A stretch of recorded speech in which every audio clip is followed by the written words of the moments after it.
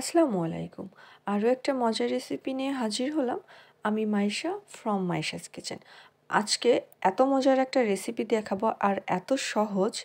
এই রেসিপি যদি আপনারা তৈরি করে খান, আপনাদের পেট ভরে যাবে তো মন ভরবে না। চলুন তাহলে শুরু করা যাক।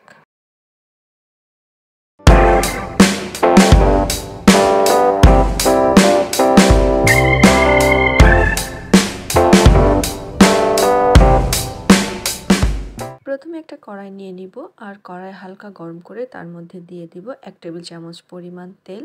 তেল দেওয়ার পরপরই দিয়ে দিব এখানে পেঁয়াজ কুচি, রসুন কুচি, কাঁচামরিচ কুচি আর সামান্য শুকনো মরিচ কুচি। তবে অবশ্যই রসুন কুচিটা একটু বেশি করে দিতে হবে। তেলের মধ্যে মিনিট খানিক হালকা করে একটু ভেজে নিতে হবে। একটু ভাজা হয়ে গেলে, পুরো লাল করে ভাজার দরকার নেই, হালকা ভাজা হয়ে গেলেই দিয়ে দিব পেঁয়াজ কলি। পেঁয়াজ কলিটা দিয়ে ভালো করে নাড়াচাড়া করে স্বাদ মতন সামান্য লবণ দিয়ে আর সামান্য পানি দিয়ে খুব ভালো করে সেদ্ধ করে নেব। আর হ্যাঁ, সামান্য হলুদও দিতে হবে। আজকের এই মজার রেসিপিটাই তৈরি করব পেঁয়াজ কলি দিয়ে। আমরা সবসময় পেঁয়াজ কলি ভেজে খেয়ে থাকি, একটু আলু দিয়ে ভাজি খাই বা এমনি সামান্য একটু তেলের মধ্যে হালকা ভেজে নিলাম বা মাছ দিয়ে রান্না করে নিলাম। কিন্তু এইভাবে যদি পেঁয়াজ কলিটা রান্না করে খাওয়া হয়, মানে 1 প্লেট ভাত খাওয়া হয়ে যাবে, আপনি বুঝতেও পারবেন না। এদিকে আপনার মনে হবে আরও খাই, মানে এত মজার হয়ে থাকে যদি পেঁয়াজ কলিটা এইভাবে রান্না করে খেতে পারেন। মানে অসম্ভব মজার একটা রেসিপি। সামান্য পানি দিয়ে ঢাকনা দিয়ে ঢেকে মাঝে মাঝে নাড়াচাড়া করে খুব ভালো করে পেঁয়াজ কলিটা আমরা সিদ্ধ করে নিব। আর এই যে আমি যখন নাড়াচাড়া করছিলাম, একটু খুন্তির মাথা দিয়ে একটু খোঁচা দিয়ে আর কি পেঁয়াজ কলিটা একটু ভেঙে দিচ্ছিলাম। এটা শেষ পর্যন্ত খুব সুন্দরভাবে ভেঙেই যাবে, কিন্তু নাড়ানোর সময় একটু একটু করে ভেঙে দিচ্ছি আর খুব ভালো করে নাড়িয়ে নিচ্ছি। তো পানি দিয়ে পেঁয়াজ কলিটা মোটামুটি সিদ্ধ হয়ে যাওয়ার পরে এখানে দিয়ে দিচ্ছি মাঝারি সাইজের একটা টমেটো, ছোট ছোট কুচি করে নিয়েছি। নিয়ে এখন সেটা দিয়ে দিলাম। দিয়ে আরও সামান্য পরিমাণ কিছুটা পানি দিয়ে দিব।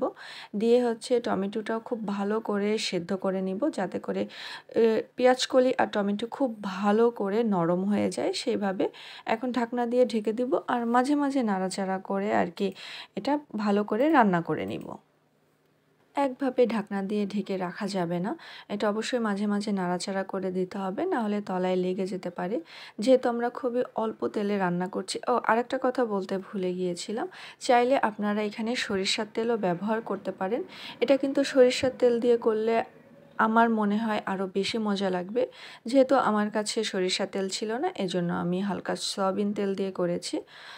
আমার কাছে একটু লবণ কম মনে হয়েছিল, এজন্য আমি একটু লবণ দিয়ে দিয়েছিলাম মাঝপথে টেস্ট করে। সেটা আপনারাও টেস্ট করে দিতে পারেন। এখন খুব ভালো করে যে আমি শুকিয়ে নিয়েছি। শুকিয়ে নিয়ে এখন এটা অনবরত নাড়াতে থাকতে হবে আর খুন্তির মাথা দিয়ে এটা ভর্তা করে ফেলতে হবে। মানে এক প্রকার এটা হচ্ছে ভর্তা হয়ে যাবে, পুরা কোনো চিহ্ন থাকবে না পেঁয়াজকলি। খাওয়ার সময় কেউ বুঝতেই পারবে না যে এটা পেঁয়াজকলি খাচ্ছে। মানে যারা পেঁয়াজকলি খায় না তারা খুব মজা করে খেয়ে ফেলবে, কিন্তু এটা বুঝতেই পারবে না যে এটা পেঁয়াজকলির ভর্তা ছিল। আমার পেঁয়াজকলির ভর্তা তৈরি করা শেষ। এখন গরম গরম পরিবেশনের পালা।